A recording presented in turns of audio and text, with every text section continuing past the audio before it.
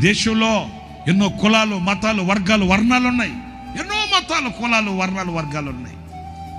కానీ ఎదుటి మనిషి కొరకు, సమాజం కొరకు, నేను పుట్టిన భారతదేశం కొరకు కడుపు కట్టుకొని, నోరు కుట్టుకొని, కడుపులో కాళ్ళు పెట్టుకొని, కన్నీళ్లు కార్చి, నడుము బిగించి ఈ రోజున పనార్పణముగా జీవితాన్ని అర్పణగా పెట్టుకొని ప్రయాసపడేది ఒక క్రైస్తవుడేనండి. నశించిపోయే ఆత్మల కొరకు, నిత్య నరకాగ్నికి దిగజారిపోయే ప్రజల కొరకు, అపము శుభము ఎరుగని ప్రజల కొరకు కడుపు కట్టుకొని కన్నీళ్లు కార్చేది ఒక క్రైస్తవుడే. కానీ నశించిపోయే ప్రజల మీద ఆవేదన ఒక క్రైస్తవుని గుండెల్లో కట్టొచ్చినట్లుగా కనబడుతుంది. ఎందుకంటే ఇది ఒక యాగం. ఇది ఒక క్రైస్తవుడు కొరకు బ్రతకడు. క్రైస్తవుడు దేశం కొరకు బ్రతుకుతాడు.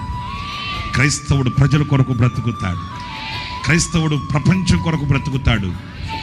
క్రైస్తవుడు ప్రతిష్ఠ